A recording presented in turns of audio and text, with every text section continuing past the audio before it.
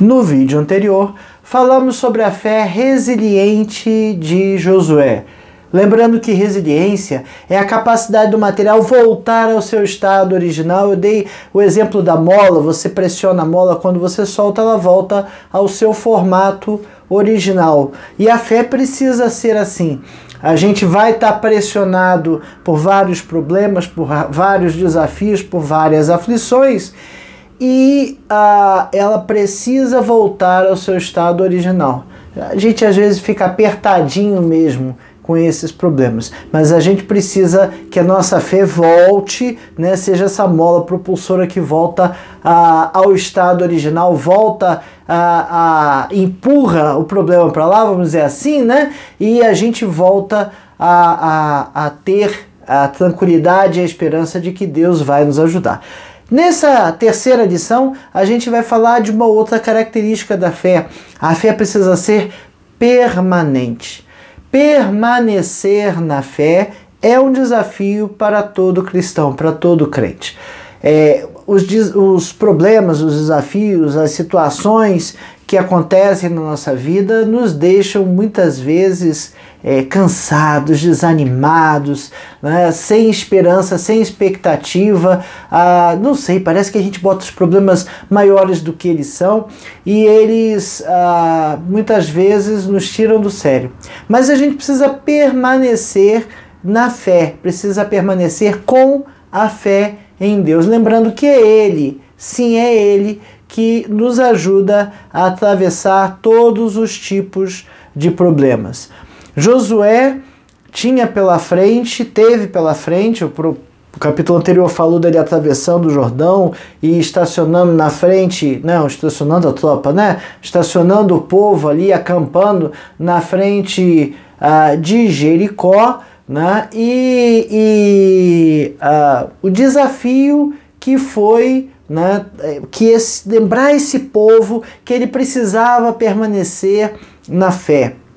Lembrar e voltar, e fazer voltar a fé, digamos assim, original desde a saída do povo do Egito, aquela fé que Moisés transmitiu e ensinou ao povo, a fé que mostrou que Deus estava junto com o povo durante o deserto, com uma coluna de nuvem à noite, com uma coluna de fogo durante o dia para que eles não congelassem, com maná que vinha do céu e com toda a proteção de Deus no deserto. O povo conseguiu sobreviver 40 anos no deserto. E agora Josué vai começar a enfrentar guerras para tomar a terra prometida. Agora ele vai do capítulo 6 até o capítulo 12 passar por vários e vários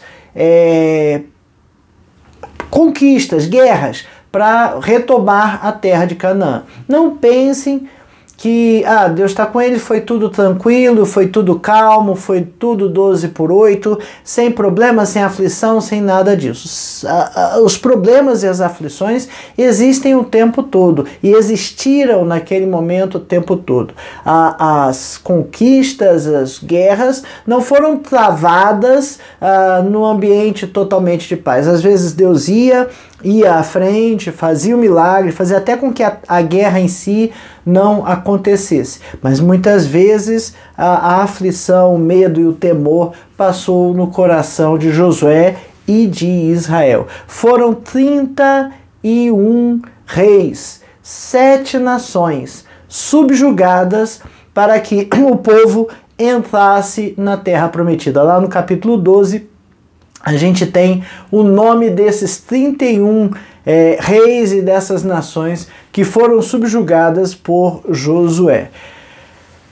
Para isso, não há dúvida que Josué teve que manter a sua fé e teve que dar aquele ânimo para o povo, né, para o povo manter-se dentro da sua fé, manter-se fiel, manter o seu ânimo e a sua esperança em Deus. Além disso, para que isso funcionasse, para que a fé fosse permanente, era necessário que o povo mantivesse uma obediência irrestrita a Deus, irrestrita, obedecer irrestritivamente, ou seja, independente do que eu penso, do que eu quero fazer, eu preciso obedecer a Deus. Do capítulo 12 do capítulo 6 ao capítulo 12 de Josué, são vários capítulos para a gente abordar numa aula só, mas a ideia é ver alguns aspectos dessa fé de Josué. E a gente vê ali ao longo dessas guerras, dessas batalhas travadas, várias situações em que a fé precisou ser constante. Se não houvesse fé constante, a coisa degringolava. Israel entra em Canaã e a primeira coisa que acontece é a tomada de Jericó. Jericó era uma grande cidade, era uma cidade antiga, fortificada, foi gloriosa aquela tomada, foi uma coisa assim bonita, cinematográfica, assim por assim dizer, vamos dizer assim, deu uma moral muito grande para o povo, claro, porque se você está travando uma batalha e você ganha, você se sente com moral para continuar, não é assim? Não é assim que acontece na seleção brasileira, nos jogos da Copa do Mundo. A gente está acostumado, alguns gostam de futebol e veem o seu time e acompanham o seu time o tempo todo, mas alguns que nem eu não são muito ligados em futebol, exceto em tempo de seleção. Em tempo de seleção todo mundo gosta de futebol. E quando o nosso time, nossa seleção vai ganhando, isso vai nos encorajando a continuar assistindo jogos, a torcer, a ir à frente. A gente se sente com uma moral elevada. E assim também era com o povo. Vitória na batalha de Jericó, na tomada de Jericó, deu uma grande moral para o povo. Mas isso não garantiu a vitória. Isso não garantiu que o resto todo dos 31 reis, das 7 nações que precisavam ser tomadas, fosse fácil. Não garantiu que a vitória em todos eles. A gente vai ver que teve problemas, que teve desobediência e que o povo acabou perdendo uma batalha, uma guerra. Por quê? Porque não foi obediente a Deus. Problemas acontecem, ajustes são necessários, mas é importante que a gente esteja atento a perceber que ajustes são esses e que problemas são esses, para que a gente consiga rapidamente voltar ao centro da vontade de Deus, ok? Várias vitórias, mas o tempo todo o povo de Israel foi desafiado à santificação e a um exercício de fé permanente, a fé que permanece, mesmo passando no meio dos problemas.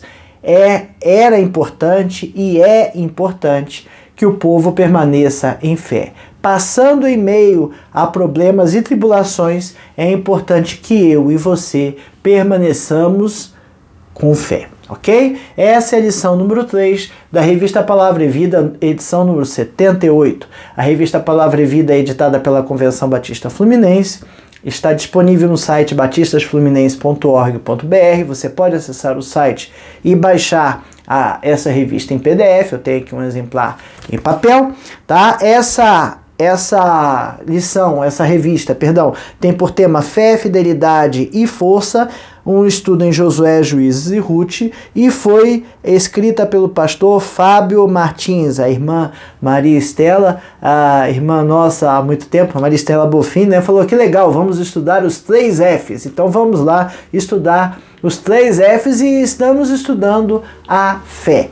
Ok? A lição de número 3 tem por texto básico Josué de 6 a 12, são vários capítulos, mas eles trazem uma gama de lições muito interessantes para a gente.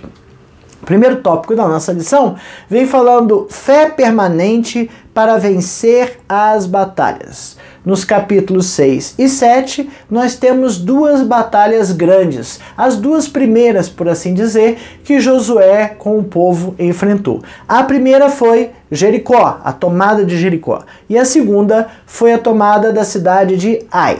Ok? Ambas têm vários ensinamentos. A tomada de Jericó era uma cidade chamada Cidade das Palmeiras. Se você quiser conferir, tem lá em Deuteronômio 34:3, Juízes 3:13, que faz referência a Jericó, a Cidade das Palmeiras. É tida como a cidade mais habitada, mais antiga do mundo.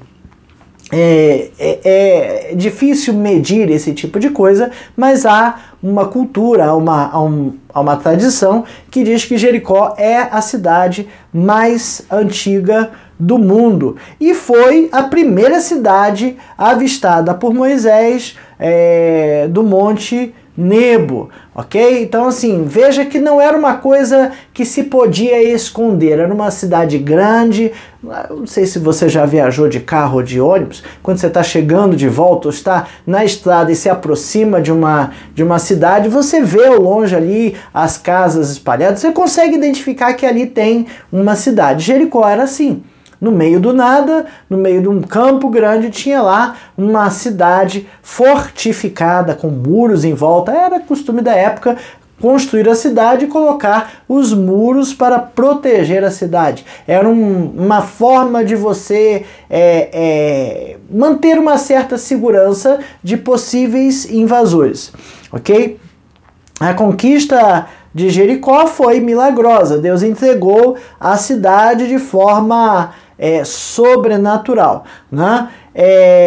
Sem que os israelitas precisassem lutar, mas apenas marchar. Sim, é uma forma diferente, né? Se você for ler lá a cidade, o capítulo 6, o povo marchou 6 dias em volta da cidade, circundou a cidade por 6 dias, no 7º circundou, aí tocaram as trombetas, gritaram, os 6 primeiros dias em silêncio, e aí a Bíblia narra que os muros de Jericó caíram e cada um atacou na sua frente. Como a cidade estava rodeada dos guerreiros de Israel, né, cada um atacou onde estava na sua frente. E os muros ruíram.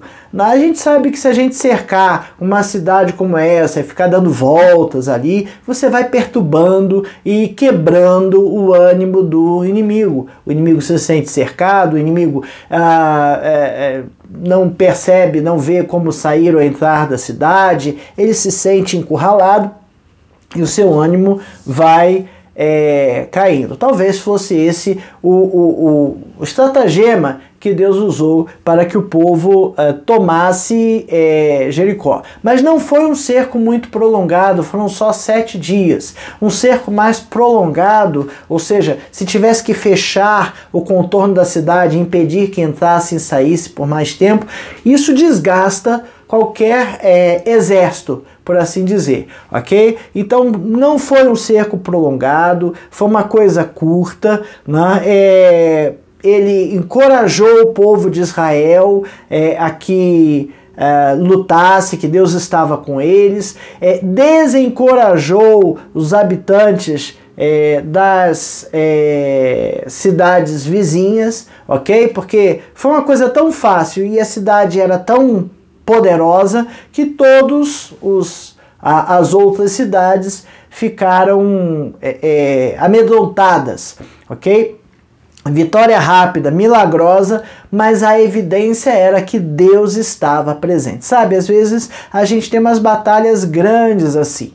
E a vitória milagrosa, a vitória que aparece, a solução que aparece para o problema, quando a gente não enxerga, nos mostra que Deus está naquilo. Nos mostra também que as nossas vitórias não são por nosso poder ou nossa força, mas a nossa fidelidade a Deus, ou melhor, a fidelidade de Deus a nós, porque nós somos muito infiéis a Deus, a verdade é essa, ok? E essa primeira batalha, de forma tão simples, por assim dizer, também ajudou a aumentar a fé do povo. Dá uma fortalecida ali. Deus é assim, né? Às vezes ele vem e ajuda a gente, ele vê que a gente, olha, testou, olha, ele está cansado, né? Eu vou dar uma fortalecida ali na fé do Saulo, vou ajudar para que ele, como se diz, para que ele se sinta melhor, para que ele se sinta mais forte, né? O texto de Hebreus 11, Hebreus 11:30 diz que pela fé caíram os muros de Jericó, depois de rodeados por 7 dias. E é isso que narra o livro ali de Josué, ok? Algumas lições práticas: obediência irrestrita, e como fruto, a obediência de Israel foi a vitória, né? Se o povo resolvesse que não ia fazer aquilo que Josué estava falando, a vitória não seria alcançada. Eu tenho certeza que muita gente no meio do povo não entendeu e não soube e não...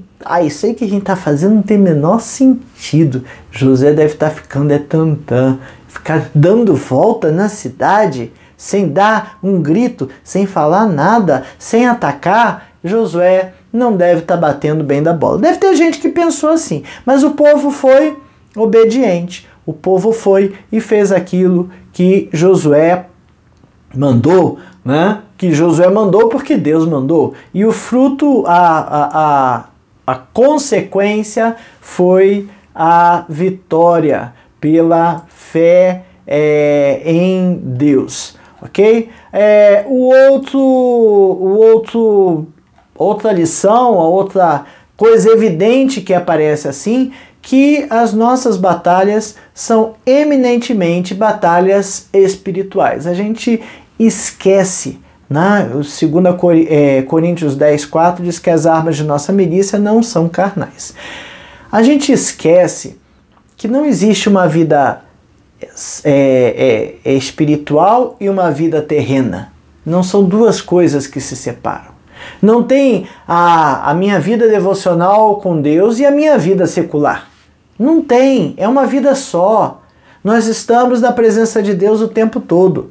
Pode ser que a gente dê as costas para Deus, mas nós estamos na presença de Deus o tempo todo, tanto trabalhando, quanto estudando, quanto fazendo atividade física, quanto no culto. Estamos na presença de Deus o tempo todo. E a gente não pode separar ou diferenciar essas coisas, ok? Então, tomada de Jericó, beleza, a Raabe foi redimida como foi prometido. Até aí, tudo bem. Aí, na sequência, aparece uma outra cidade, Ai. Ai significa ruína. E, por incrível que pareça, era muito menor e muito mais simples de vencer a cidade de Ai. Só que não foi assim. Quando Josué avançou contra Ai, né,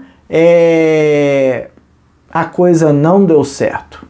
Josué 7, os primeiros versículos, conta assim, prevaricaram os filhos de Israel, não deu certo por causa disso, né? Pecaram. Os filhos de Israel prevaricaram nas coisas condenadas, porque Acã, filho de Carmi, filho de Zabdi, filho de Zera, da tribo de Judá, tomou das coisas condenadas, a ira do Senhor se acendeu contra os filhos de Israel. Mas Josué até então não sabia. Enviando, pois, Josué de Jericó alguns homens a Ai, que está junto de Bet-Aven, ao oriente de Betel, falou-lhes dizendo, subi e espiai a terra. Subiram, pois, aqueles homens e espiaram Ai. E voltaram a Josué e lhe disseram, não suba todo o povo, subam uns 2 ou 3 mil homens a ferir Ai. Não fatigareis ali todo o povo, porque são poucos os inimigos. Era uma cidade menor realmente, né? Então, precisava mandar o exército todo. Vai gastar e cansar os seus guerreiros à toa? Não. Manda só 2 mil, 3 mil homens ali que a gente dá conta de Ai. E de fato, não houve um erro de dimensionamento nisso aí, não. Tá? Realmente, esses 2 mil, 3 mil homens resolveriam o problema. Assim, subiram lá do povo 3 mil homens, os quais fugiram diante dos homens de Ai. Opa, deu errado. Os homens de Ai feriram deles os 36, e aos outros perseguiram desde a porta até as pedreiras e os derrotaram na descida. E o coração do povo se derreteu e se tornou como água. Então Josué rasgou suas vestes e se prostrou em terra sobre o rosto perante a arca do Senhor até a tarde. Ele e os anciãos de Israel, e deitaram pó na sua cabeça. Era um símbolo de indignação. Mas por que teve pânico? O versículo 5 diz que o coração do povo se derreteu e se tornou como água. Sabe? Aí perdeu, né? Nos jogos da seleção, timezinho fraco, beleza, vamos usar o reserva, não precisa botar as estrelas para jogar, aí vai lá e perde. Caramba, o que foi que aconteceu? E aí o ânimo vai lá embaixo. O coração do povo se derreteu. O coração do povo se amedrontou. E aí, o que Josué faz? Josué, a partir daí, começa a derramar o seu coração perante Deus. Disse Josué: ah, Senhor meu Deus, versículo 7, Josué 7, de 7 a 13. Ah, Senhor meu Deus, por que fizeste esse povo passar o Jordão para nos entregares nas mãos dos amorreus, para nos fazerem perecer? Tomara-nos contentáramos, com ficarmos da além do Jordão. Ah, Senhor, que direi? Pois Israel virou as costas diante dos seus inimigos. Ouvindo isso, os cananeus e todos os moradores da terra nos cercarão e desarraigarão o nosso nome da terra. Então, que farás o teu grande nome? Então disse o Senhor a Josué: levanta-te, por que estás prostrado assim sobre o rosto? Israel pecou, Deus revelou a Josué. Israel pecou e violaram a minha aliança, aquilo que eu lhes ordenara, pois tomaram das coisas condenadas e furtaram e dissimularam e até debaixo da sua bagagem o puseram. Pelo que os filhos de Israel não puderam resistir aos seus inimigos, viraram as costas diante deles, porquanto Israel se fizera condenado. Já não serei convosco, se não eliminardes do vosso meio a coisa roubada. Dispõe-te, santifica o povo, limpa, tira do meio. Santifica o povo e disse: santificai-vos para amanhã, porque assim diz o Senhor Deus de Israel: há coisas condenadas no vosso meio. Ó Israel, aos vossos inimigos não poderei resistir, enquanto não eliminardes de vosso meio as coisas condenadas. Então Josué se derramou perante Deus. Deus revelou para Josué que havia coisa errada ali. Que coisa errada? Era a ordem que Deus deu a Josué e ao povo de Jericó, era passar tudo no fio da espada e não pegar nada. Porém, um camarada chamado Acã viu umas coisas bonitinhas e achou que podia levar, né? E ele tomou das coisas condenadas. Israel, né, tomaram das coisas condenadas e fugiram e dissimularam e até debaixo da sua bagagem o puseram. Versículo 11. Continuando o 14. Pela manhã, pois, vos chegareis, segundo as vossas tribos, e será que a tribo que o Senhor designou por sorte se chegará. Ele usou um esquema de sorteio ali para chegar ao camarada. Enfim, segundo as famílias, e as famílias que o Senhor designasse chegará por casas, e a casa que o Senhor designasse chegará homem por homem. Aquele que for achado com coisa condenada será queimado, ele tudo quanto tiver, porquanto violou a aliança do Senhor e fez loucura em Israel. Violar a aliança do Senhor é fazer loucura.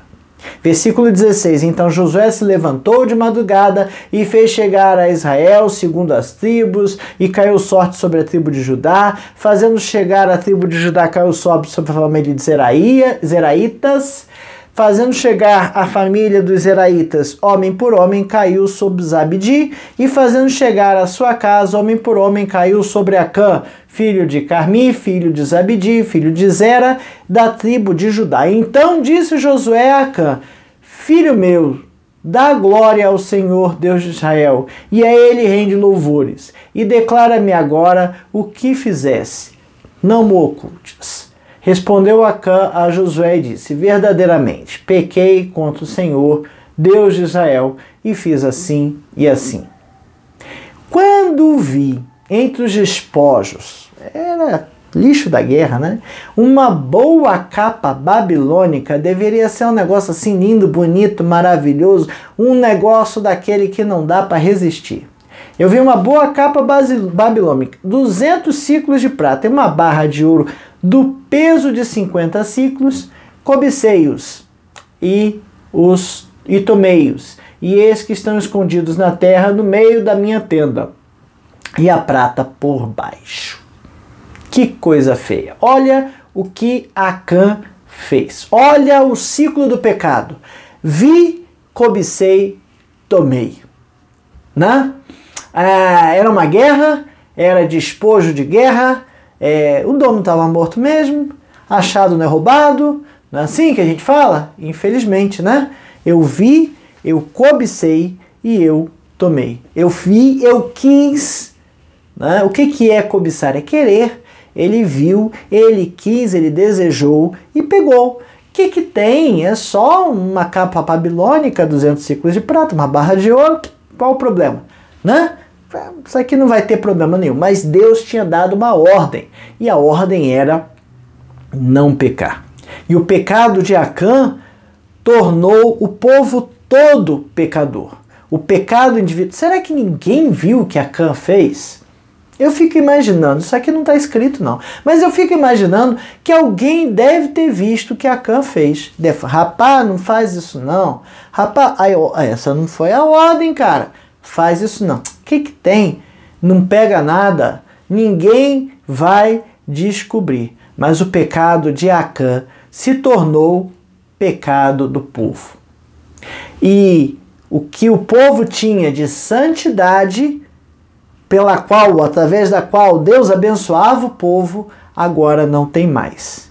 Santidade é condição para a vitória. Eu preciso ser santo para que Deus me dê a vitória. Eu oro, não está acontecendo nada. Será que eu estou em santidade ou será que eu estou pecando? Não adianta eu estar com o meu pecado oculto e orar a Deus para que contemple e faça as coisas para mim se eu não estou fazendo a vontade dele. Falta de temor e de obediência. Pode ser uma coisa que parece insignificante, mas leva à derrota. Né? Uma pequena cidade, a cidade de Ai, impôs a Israel uma grande derrota. Ações individuais comprometem o coletivo. Nenhum de nós vive para si. Romanos 14, 7. Ok? Pecado oculto, olha só, o pecado oculto compromete a minha oração, compromete a minha comunhão com Deus e vai comprometer que Deus faça as coisas para mim. Após a vitória em Ai, aí depois que tirou o pecado, depois que revelou lá o pecado de Acã, aí Israel marcha para Ebal. Ebal é um monte, e lá eles ofereceram holocaustos e sacrifícios e ofertas de comunhão. Leram naquele local, Josué fez ler naquele local as bênçãos e as maldições da lei, se não me engano é Deuteronômio 28, não lembro, acho que é 28, tem todas as bênçãos e maldições da lei. Lembra, olha só o que Moisés falou, gente, obedece a Deus, se vocês não obedecerem a Deus, nós não conseguiremos vitória nas lutas, precisamos obedecer a Deus, não podemos ter o pecado oculto não vai deixar com que tenhamos a vitória. Né? Aí o povo lá se comprometeu a orar, a estar na presença de Deus. Né? Palavra nenhuma, versículo 35, palavra nenhuma houve de tudo que Moisés ordenava que Josué não lesse para toda a congregação de Israel e para as mulheres, os meninos e os estrangeiros que andavam no meio deles.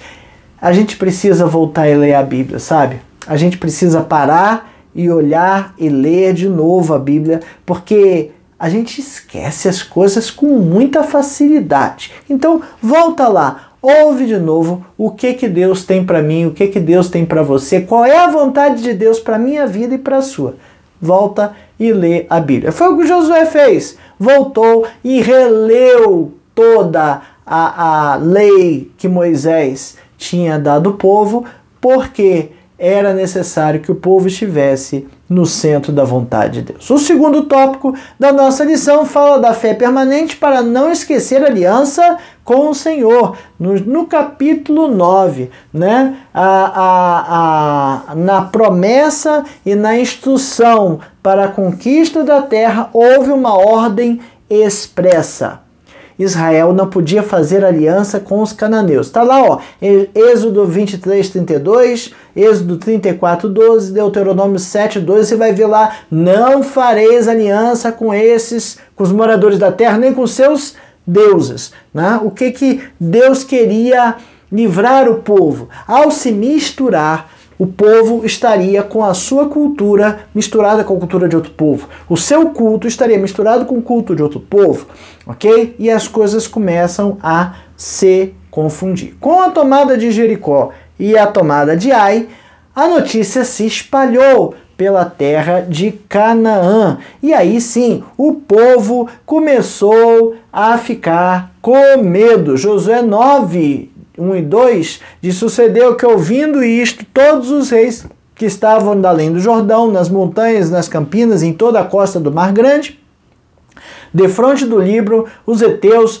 os amorreus, os cananeus, os ferezeus, os heveus e os jebuseus se ajuntaram eles de comum acordo para pelejar contra Josué e contra Israel. Vamos juntar, vamos fazer uma grande coalizão de guerra aqui para ir contra esse povo que está invadindo as, entre aspas, nossas terras, ok? E aí acontece que no meio desta situação, vem um povo lá de longe chamado Gibeonitas, e esses os moradores de Gibeão, Gibeonitas, né, também ouviram falar de Jericó e de Ai, a forma como Deus foi e tomou eles e eles usaram de uma estratégia, né? Eles pegaram algumas pessoas e se vestiram de sacos velhos,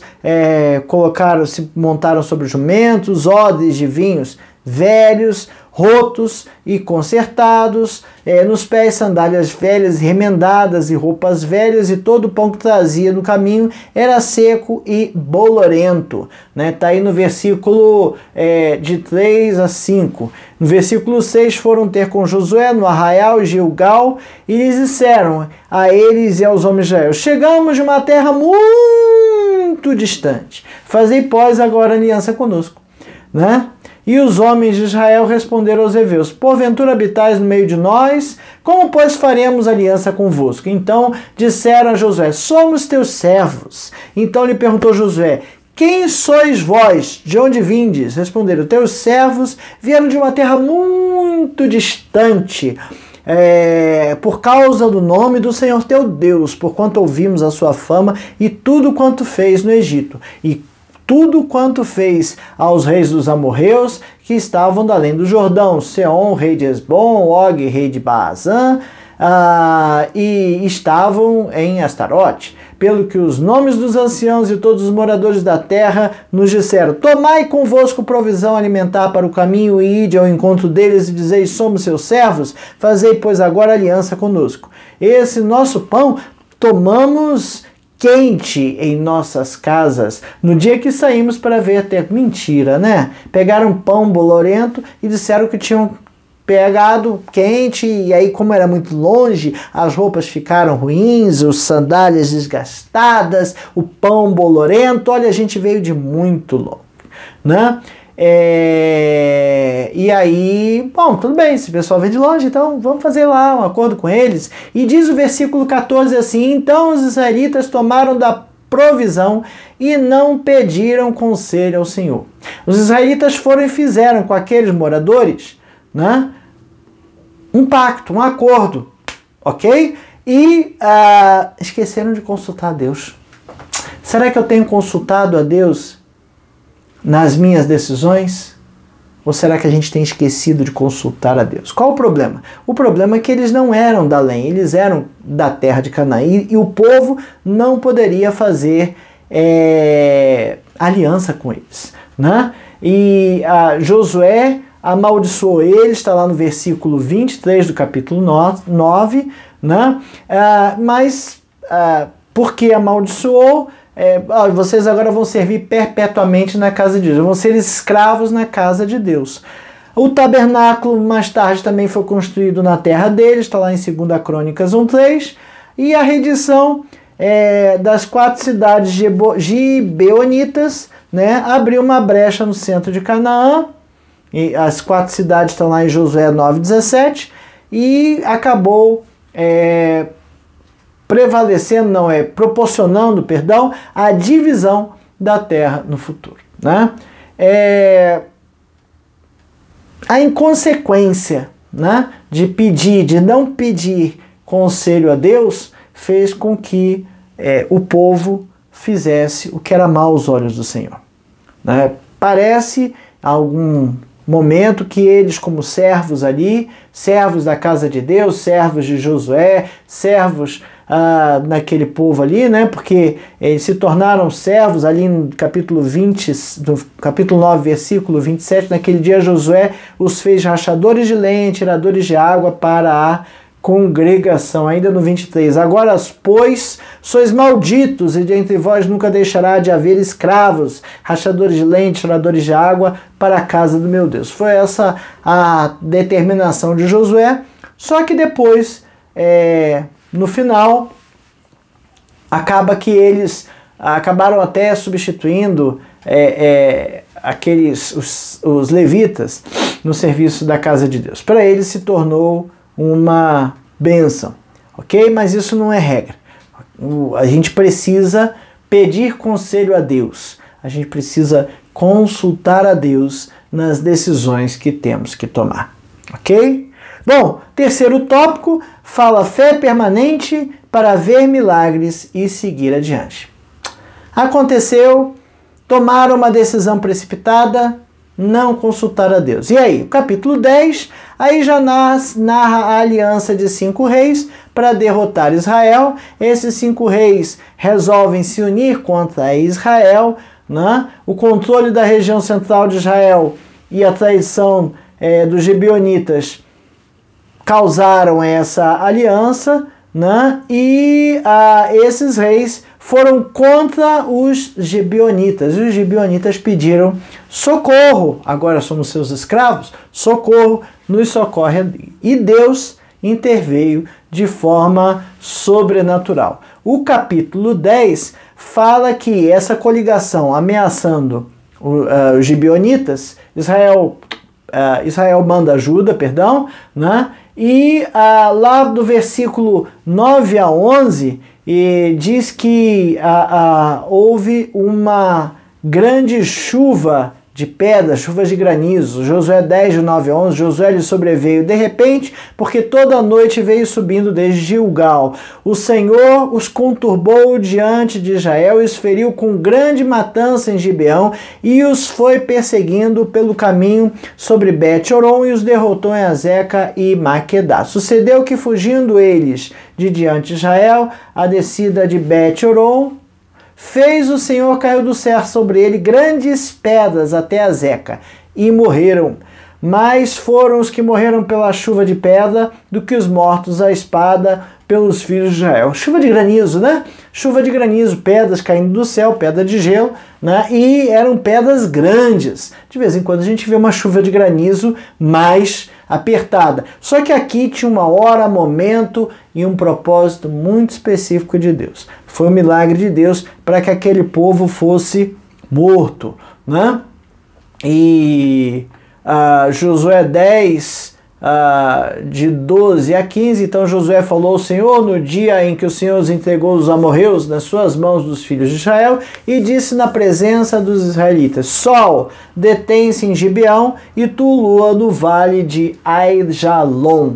O sol se deteve, a lua parou, até que o povo se vingou de seus inimigos. Não está escrito no livro dos justos? O sol, pois, se deteve no meio do céu, e não se apressou a pôr-se quase um dia inteiro. Não houve dia semelhante a este, nem antes nem depois dele, tendo o Senhor assim atendido a voz de um homem, porque o Senhor pelejava por Israel. Voltou Josué e todo Israel com ele ao arraial de Gigal. Essa é uma passagem bíblica de que diz que o sol parou porque Josué orou.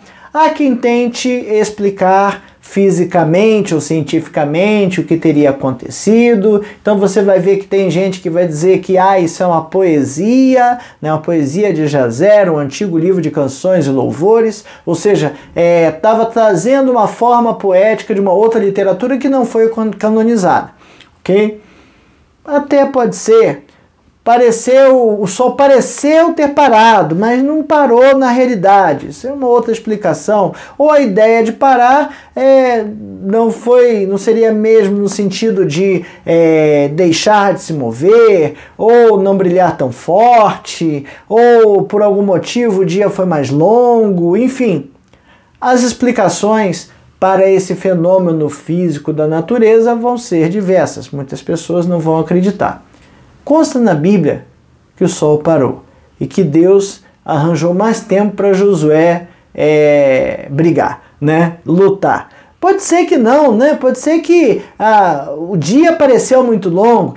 Enfim, o milagre é totalmente possível, porque o Deus do milagre pode fazê-lo, ok? Então, não se atenha a explicações muito detalhadas sobre isso. Quando a gente chegar lá no céu, a gente pergunta para Deus, pergunta para Josué o que aconteceu realmente naquele dia. Mas a Bíblia narra que o sol parou, e eu acredito na Bíblia, ok? Aí, na sequência, tem a captura dos 5 reis, né, da coalizão, do rei de Maqueda, mais 7 reis são derrotados na sequência, a população é dizimada nas cidades e algumas cidades preservadas para ocupação futura, ali de 29 a 43. Nas guerras do norte e o descanso depois, então, depois que eles saíram vitoriosos na primeira campanha, que foi na região central de Canaã, na segunda campanha guerra, né?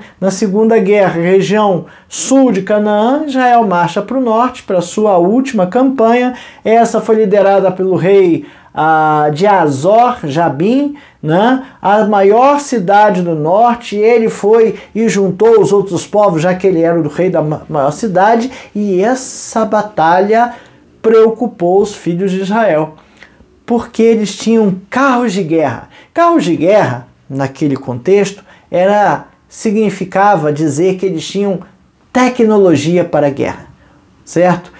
O carro de guerra a gente chama às vezes de blindado ou de tanque, né? Tanque é um nome feio, né? O nome correto é carro blindado, ok? Tem essa tradição do tanque porque inicialmente eram usados carros blindados para levar água lá para frente, carro-pipa, né? E aí por conta disso criou-se essa cultura do carro-tanque, mas é um carro blindado, né? Hoje é blindado. Naquela época eram carros de guerra, ou seja, permitiam que os cavaleiros avançassem, que o pessoal do carro avançasse rapidamente sobre o povo. Era tecnologia. Isso significava o quê? Um grande desafio para Israel.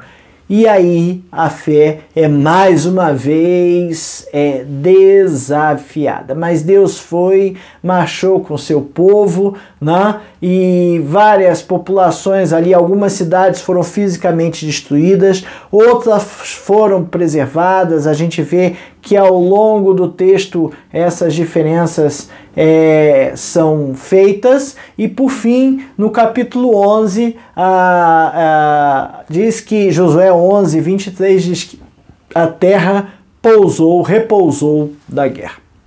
Ok? Partindo para a conclusão, a gente vê nesses 6 capítulos, do 6 ao 12, várias coisas. No 6 a gente vê o milagre da queda de Jericó, a redenção da prostituta Rabi, que tinha amparado lá os espias. No 7 a gente já vê consequência de pecado encoberto, porque era uma cidade pequenininha e o povo levou um pau ali, teve que sair correndo, apanhou, né? Apanhou dos mais fracos e foi derrotado até que Josué fosse e tirasse o pecado do meio do povo, o pecado de Acã, o pecado encoberto.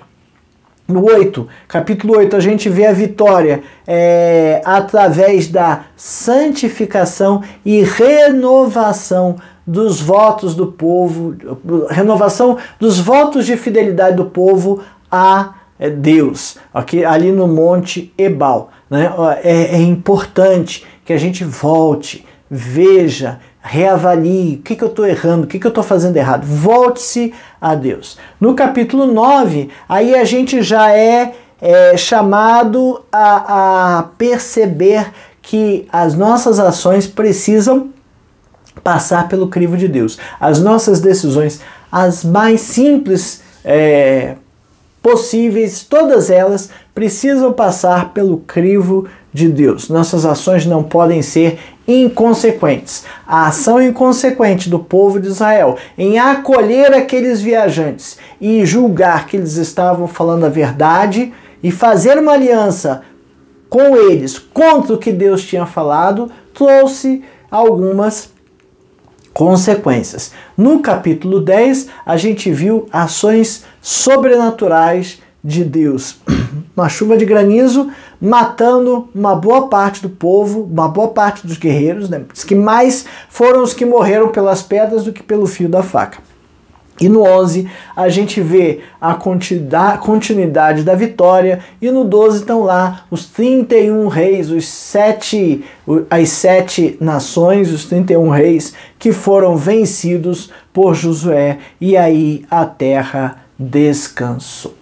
Para pensar e agir.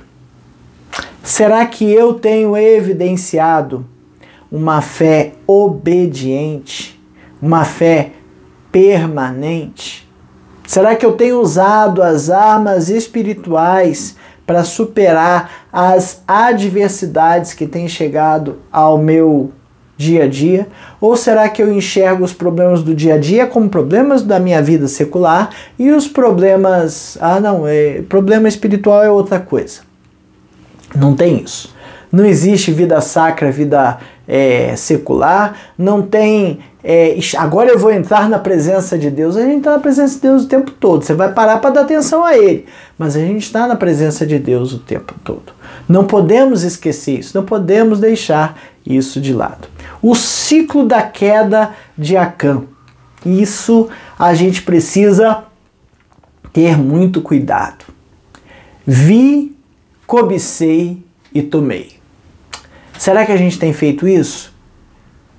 Ver, querer e tomar. Não, tomar não. Tomar é crime, né? Mas às vezes a gente acha o negócio perdido tão bonitinho, mas que pena, não tem nem dono, né? Não tem dono, então é achado, não é roubado.